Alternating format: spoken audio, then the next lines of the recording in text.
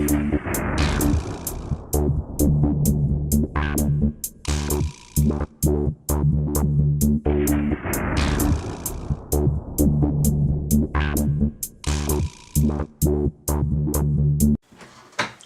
it's system review time, and today I am going to be reviewing this.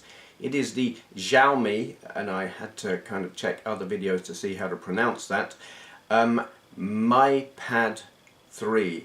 Now, is it Mi Pad or Mi Pad?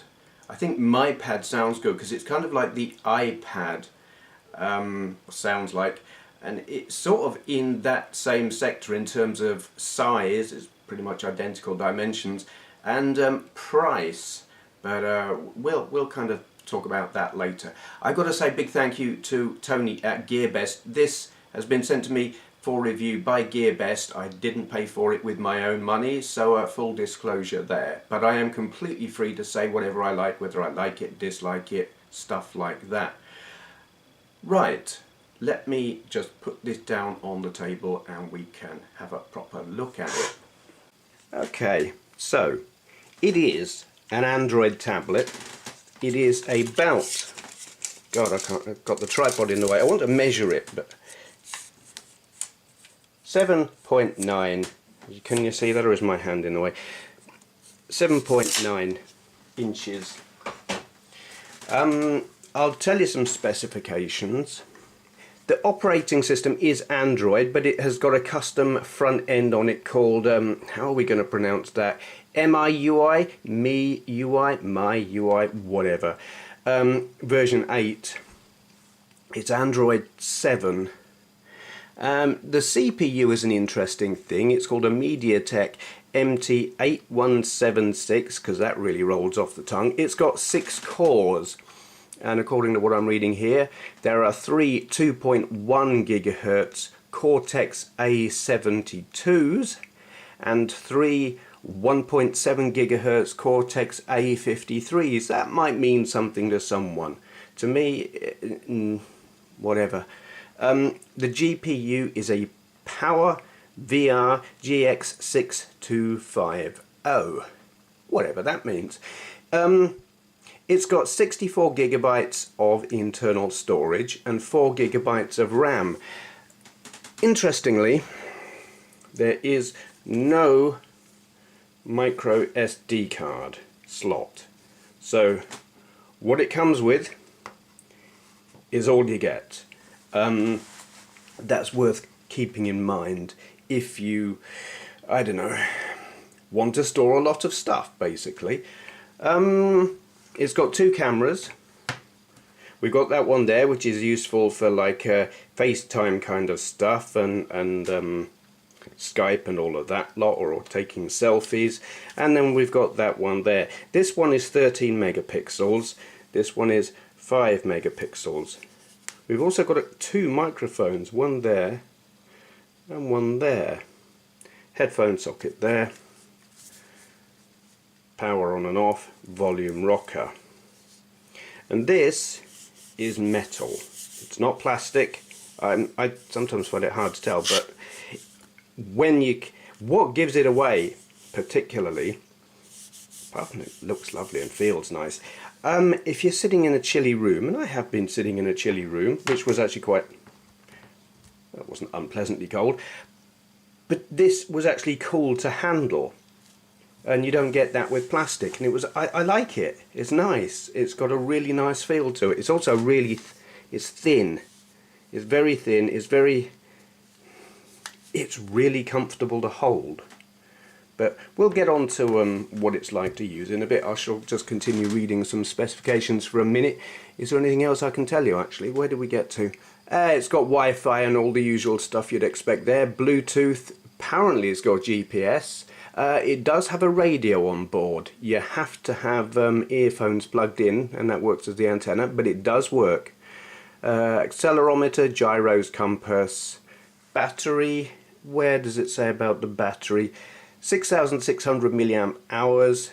It says here standby up to 867 hours. I don't know about that. I do know that I have left this thing on overnight, and I unplugged it before I went to bed. I'd charged it, I unplugged it. Here we are in the middle of the next day, and it's at 98%, so it's not losing a whole lot on standby.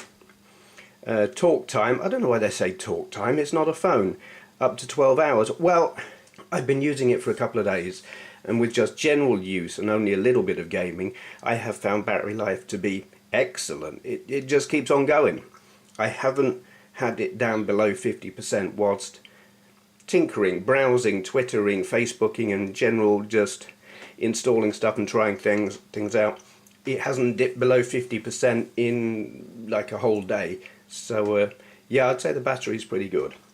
So, specifications out of the way, let's have a look at what you get on it straight out of the box, because there's this, and there's this, and then there's all the stuff I've added, which is on the next couple of pages.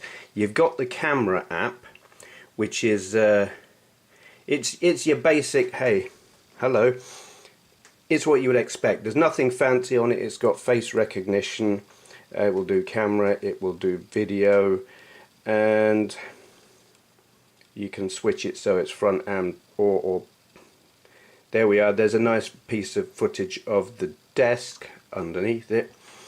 Yeah, there's nothing fancy going on there. You can, I think you can yeah, that happens with this. That's something we will talk about later. Other things you get on here. Contacts, it's a contact list. It imports whatever's on your, well, I'm guessing it's my Google thing, though I've got Microsoft stuff on here as well, but it syncs up somehow with other stuff that you've got. So I've got a full contact list there, which I didn't populate myself. It did it for me when I logged into Assorted Things. Calendar is what you would expect. It's a calendar, and you can add stuff in wherever you like. What am I doing on this day and such like. I haven't used it, but it's pretty comprehensive by the look of it. I'm not one for using things like that, but it's nice to have it there. You've got a weather app. It knows where you are if you allow it to know where you are. And I've got to pause for a moment because I can hear the dogs going mental downstairs. Excuse me a moment. I like the way this is animated. It's a little thing, but it pleases me. Simple things and simple minds and such like. Whatever. Clock. So you can add alarms, and well, it just tells you what the time is there. You've got a stopwatch, got a timer. It's always handy to have a clock. I do like these, I don't know what you'd call them, but those. They're sort of embedded in the bezel, but they light up, which is cool. So it's not exactly part of the screen, but it functions. Well, it functions. What else? Mail. This is a mail client thing that I'm not using. It will tie into assorted different mail accounts. Apparently, it's not working with my Hotmail, which is my main email account, so given that it's not doing that, I think that's actually more down to Hotmail than the client, but Hotmail doesn't play nicely with other people's apps. Settings is what you would expect, is all your Android settings. Notes. You can leave notes to yourself. Here's one I made earlier. Isn't that nice? Stupid hair. Yeah, so you know, you can put on your own little backdrop, you can embed pictures in. I don't really want that there, go away.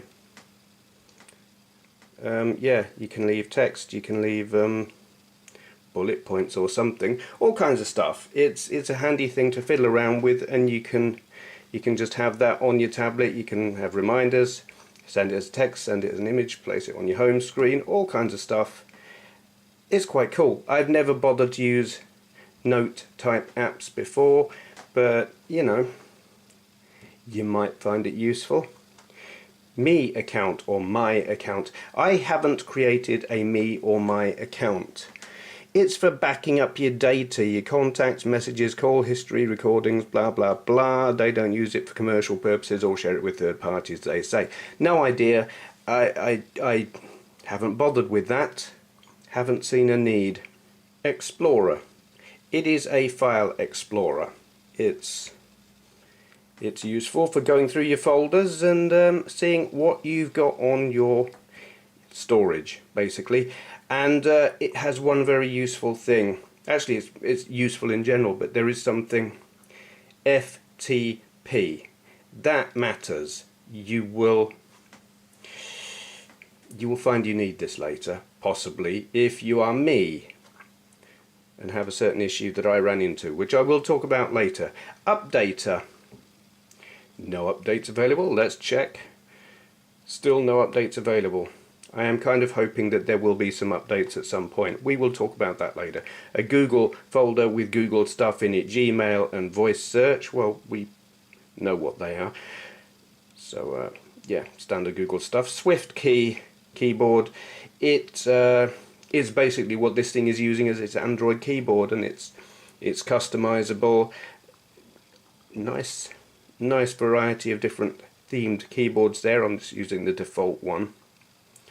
FM radio. Currently haven't got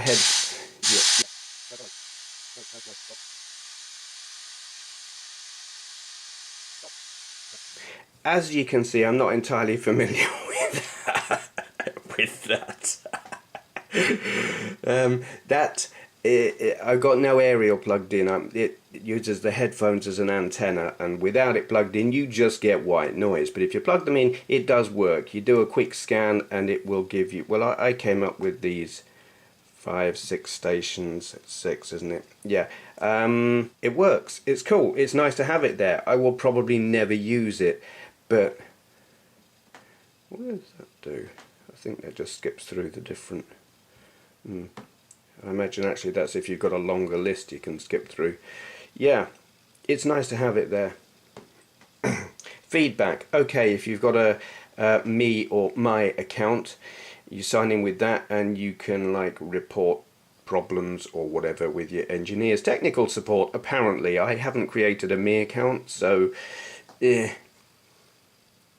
calculator. Well, it's a calculator. At the bottom, gallery. It's what you would expect. These are the photos I have currently got on here. Play Store. It's exactly what you would expect. It's the Play Store. Music. This, yeah. It's your default music player. I'm not going to play any right at this moment because it's commercial stuff and I don't want to get a copyright strike. Browser. I don't know what this browser is. It's just the default one that they put on it. It's got lots of nice useful shortcuts. I use a lot of these, so that's quite handy. Though I have installed Chrome. Chrome works very nicely on this and it is my browser of choice. On this next thing we've just got widgets. You got your calendar, your calculator, your clock, your... is that the music or that's the radio? And then notes. So easy access to those, and I like that, and it's stylish. This is what I like about this. I mean, normally I stick with normal Android front ends when I'm given a choice, and I mean I've used a few Android devices and I almost always stick with the default Android sort of very vanilla front end. On here you don't have the choice. You've got that MIUI front end, but it does look really nice. You can change your wallpaper to things like that. That's quite cool. Yeah, it's nice. I'll just leave it with that for the moment. So you got customizable stuff. There are customizable effects on there that I didn't really look at. An interesting thing on here, and I don't know if the camera will pick this up, if you grab an icon and move it around, I just really like the way it leaves a little trailing kind of thing behind it. Little things, they just please me. So that is the standard stuff. It works, it all works. There are some issues with stability, which again I'm going to talk about that later. So, stuff I've put on. Chrome works brilliantly. Firefox, I haven't used it a whole lot, but I think it works as well. Twitter, it's Twitter, it works. Skype, I haven't used it yet, so I can't tell you how effective that is. Radio player, it's full of radio stations. I mean, I don't really need to show you what each of these things does. They work. They are what I would call, I don't know if you call them productivity, they're kind of everyday apps, the kind of things that you use, or I use, while slumped on the sofa in the living room. You know, if I want to be on the internet but I don't want to be in here at my PC, this is the sort of thing that I do, and it works. They're all stable, largely, and functional, and don't have a problem. Then we get on to gaming and emulation, and this is where things get problematic. I have tried quite a few emulators. I've tried the PSP, I've tried the Saturn Yaborze, I tried MAME, and all of these tripped over themselves, fell over, crashed, really don't want to play nice. And I was thinking, well, this thing just isn't going to game, is it? And then I installed RetroArch. And that actually, a lot of the ones that I couldn't run as standalone emulators, that does work. So we'll just pull that up. I've got this. It's me iPegger pad. We'll pair it up with the Bluetooth. Load content. We'll have a go at MAME. I'm just going to do this briefly just to show that it works. Now this has a weird quirk. If I click that, so oh, it actually found them. Sometimes you'll click it and go to your folder and it'll say there's nothing there, and then you go back and try again and it finds it. I don't know why that is. Now this MAME on here, it works up to a point in that some of the more recent, more processor intensive or memory hungry things just aren't going to work. I can't get Cruising USA or Cruising World to work. I can't get Virtua Racing to work, so I'm a little bit gutted there. Dodonpachi. Okay, there we go. Find the buttons.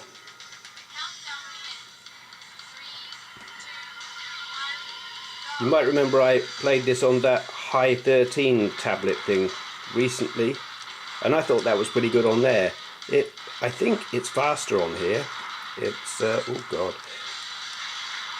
yeah, it's impressing the hell out of me. Again, I love playing vertically oriented games on tablets where you can orient it vertically, like I'm doing here. Give me that power up.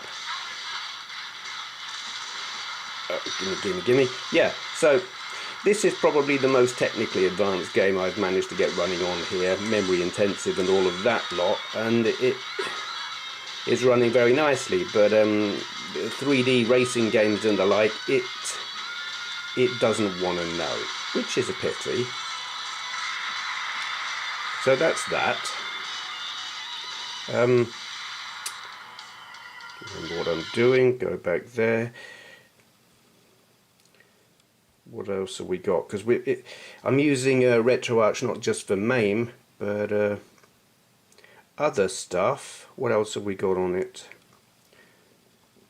32X, that works. I don't need to show you that. It works. Mega Drive, that works. N64, that works. PS1, that works. PSP and Vectrex, they don't want to know. SNES, that works. 3DO, that doesn't want to know either, but I have got this real 3DO player, and this works, which is very pleasing. Okay, here we go. And this is the best reason to have a 3DO emulator, or even a 3DO. It is the first Need for Speed. It is my favourite Need for Speed. I'm not a fan of the genre, but and I need to put that in gear, and I've of course gone. Oh, duh! Come on, put it in gear. There we go. Now we can. Gears are automatic, but you have to put it in gear first before it'll get going, which I forgot. Duh. Yeah, I'm not a fan of Need for Speed, except for this. I like this Need for Speed and Need for Speed on the PS1, which are not the same game. As soon as it got to Need for Speed 2, I lost interest, and I don't care about any of the modern Need for Speeds at all. But this is great. I'm driving it like a numpty, but whatever. Anyway, that's that. We're not going to. It's not a game demonstration. It's just proving that this thing will play 3DO very nicely. Thank you. And that's something that trying to do it on the PC. I was trying to do it on me GPD Win, and I just couldn't do it, and I was very disappointed. So that this will do it is pleasing. Right. Yeah, there's that. So, then we have other stuff. Native Android games. Let's have a go at one that is good. It's a good demonstration of what this is like. This is going to be tricky because I'm using tilt. Yeah. Don't worry about that on this game. It might say that, but it does work. Now I'm going to struggle here. But as you can see,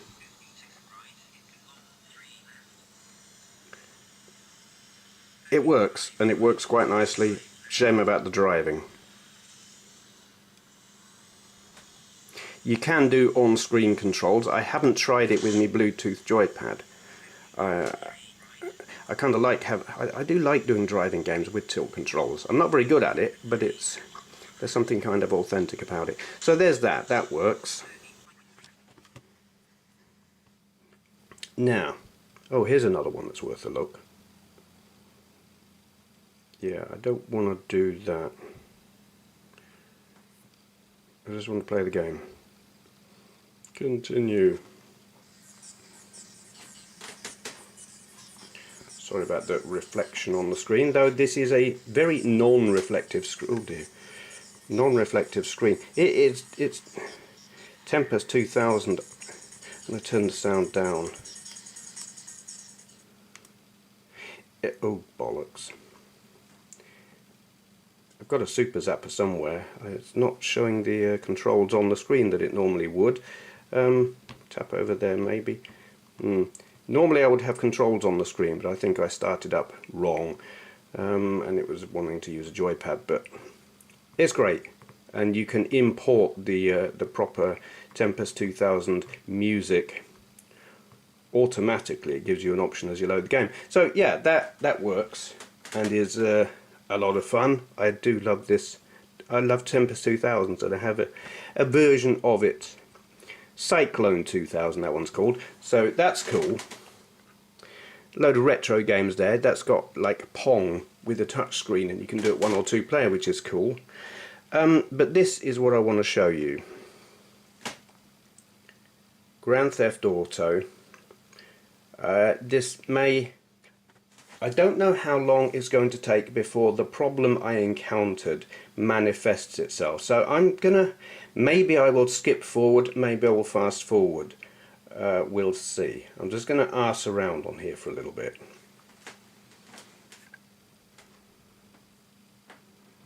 It is... I've got it on touch screen. I don't know to what extent... Yeah, here we go.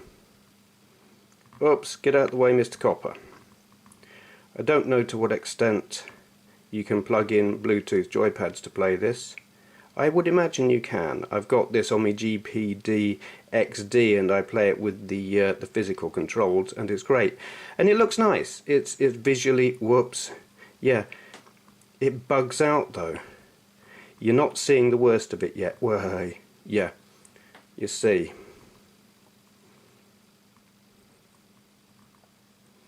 I don't know why it does that. It's like it's running into some kind of bottleneck. I thought maybe it was heat, but I think actually, I mean, it shouldn't be running out of memory. I have played this game on Android devices with less memory than this. It's got 4 gigabytes of RAM. It shouldn't be running into memory problems. So I'm thinking it's actually an issue with this graphics chipset. Most Android tablets I've used have got the MIUI chipset in them that work very nicely. This thing hasn't. So is it the chipset or is it the graphics driver? I don't know, but you're not really seeing the worst of it here. Yeah, it bugs out badly enough to, you know, that could wreck your game. So that's a shame. Okay. Now, I showed you the camera app. I showed you it bugging out, which actually surprised me because largely these are stable. The cameras on this are actually, for taking stills, this one in particular is very good. It is good quality. It takes good photos. I'm going to put up a couple of photos I took earlier just to show you the 13 megapixel camera. It can take some good shots. It's got a, it's not fixed focus. It will focus on things in the near ground or the background or whatever you tap on it. It will focus on them, and that's a good thing. That's something you want in a camera. As someone who is doing a photography degree, I value things like that. I believe it is, yeah, I'm looking at it now, the aperture is f2.2, which means it goes pretty wide, so you should be able to get a nice bokeh effect on backgrounds if you're focusing on something in the close foreground, and that's good. I like that, and it's unusual in a camera like this. Here are the pictures, if I haven't shown them already.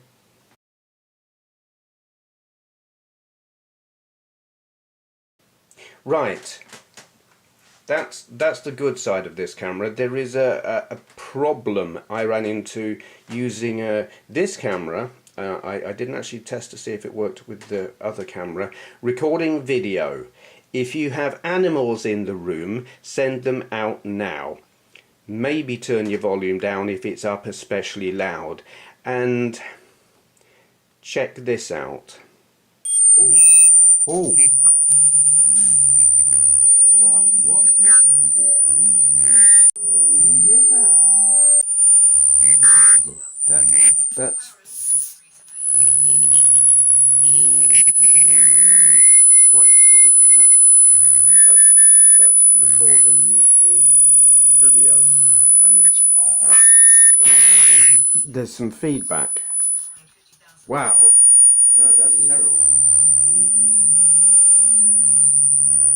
Where's the microphones on this? I want to cover them. Okay. Wow, that's getting feedback. Well, the dogs are going mad as well. They don't like it. That is bad. That is just so bad. I mean, the video quality, fine, whatever, but it's getting feedback. Obviously there's audio coming out of the speakers while it's recording, which is going back into the mic, and round it goes until it squeals like a... Yeah, I'm thinking references to Deliverance there, but that's bad. It shouldn't do that. It is, well, it upset my dogs, it upsets me. I would not use this to record video. I hope that can be fixed with a software update. It needs to be, because that's wrong. Okay, so while we're talking about problems, because you've seen there is a general instability around this thing. Stuff will occasionally just crash for no obvious reason. There is a problem when recording video with this camera, and I'm going to assume with the other one. There is another problem that I've run into. USB connectivity. I plugged this thing into my PC via the USB lead, expecting to just have a little icon pop up on my PC and I would be able to delve into this like it's an external drive. That didn't happen. I eventually noticed there was a little icon on my taskbar that said drivers installing or something like that, and I sat there and I sat there and I sat there. I sat there for about 20 minutes waiting for it to finish installing, and it never did. And I closed it in the end. I gave up after 20 minutes, and I can't access this via my PC through USB. It just doesn't. It knows I plugged something in. It goes ding dong, or the noise that Windows makes, and it charges it, but I can't access it. I've gone through all the forums and all the recommended things that you should do, installed drivers manually onto my PC. Nope, can't do it. And I thought, well, that is a disaster, because I've got stuff on my PC that I want to put on here, photos and music and stuff like that.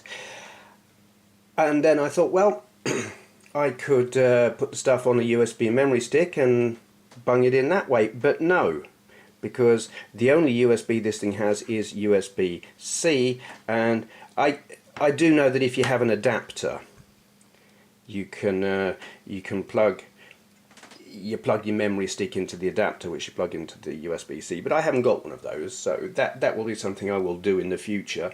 So the solution I found was this, Explorer. You pull that up, you click FTP. I'm not going to pull it up because it will show you details of my Wi-Fi that I don't want you to see, but take my word for it. You click that and then you click Start Server, which will be a button down there, and it will give you an FTP number, URL with an IP number and stuff. You then put that into a Windows Explorer, the address thingy at the top, and I mean Windows Explorer, not Internet Explorer. You put it into the address bar in the top of that, and that will be like opening an external drive on your PC with this as the external drive. So you can access this, you can, using that Windows Explorer window, transfer files to and from the tablet, which is a relief, because I was just like, I don't know what to do here, this is a big problem.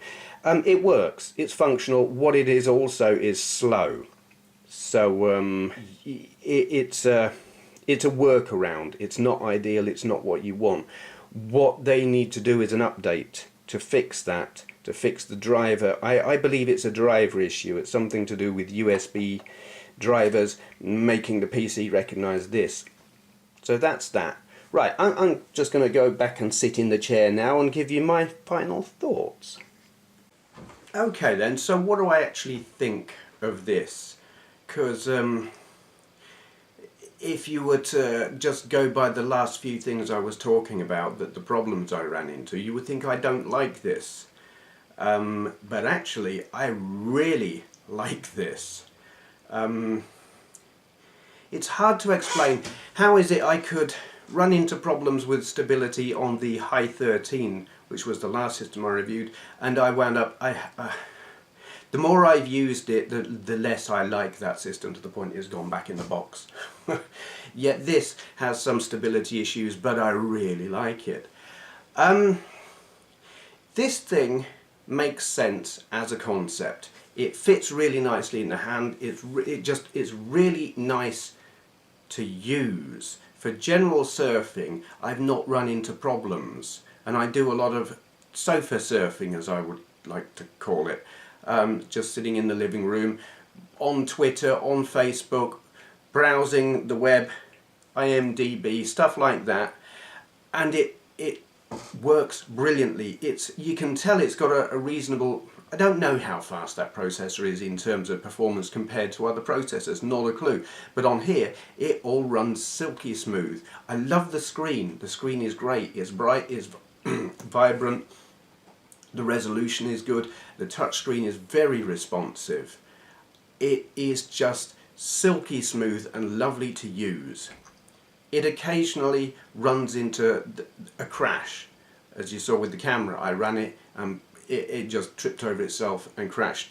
And it's a minor annoyance, but it doesn't stop me liking it. What I want to see is an update, because I think these problems are not hardware, and I don't think they're Android. I think they are the MIUI. This is meant to be like version 8 stable version. I think it's not entirely stable. There is an update button on here, as you've seen. I believe they do regular updates. I'm hoping they will do one that will fix these problems and that they do it quickly. This is a new system. It is only just out. I wonder, maybe they've rushed it a little bit.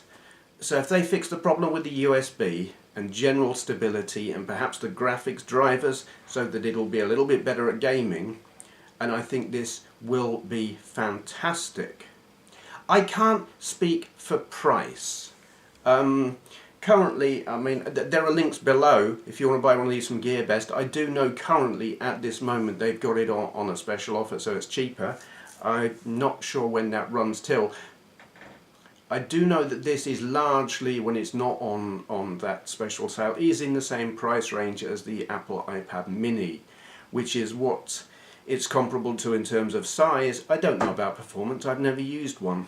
But you kind of have to decide for yourself, is a thing with problems worth the kind of money that you will pay for one of these? I think when it's on sale, when it's got this offer, it's quite an appealing price. I have an iPad.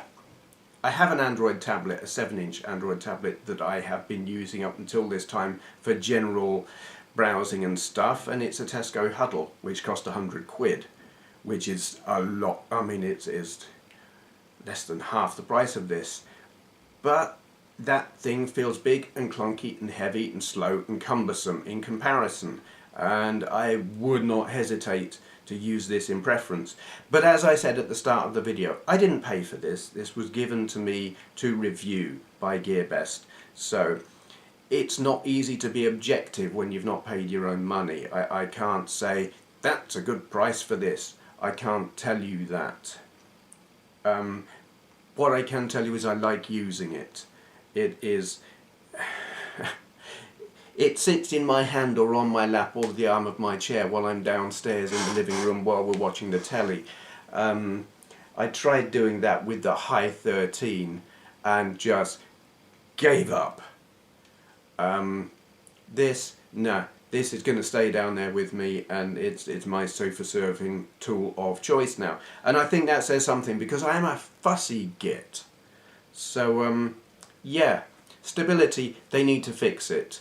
You know, there are some bugs. I think they will be fixed. It's early days.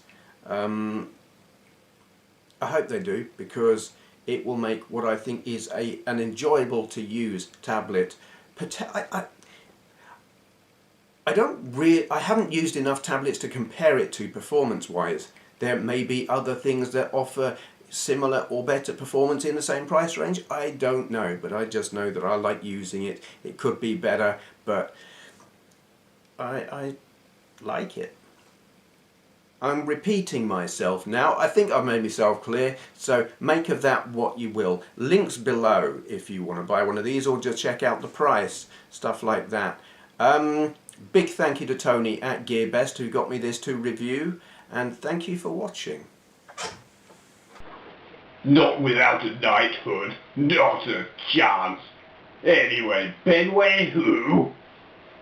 Oh, you lot. Hello? What? Oh, please subscribe. Thank you. Can I go now?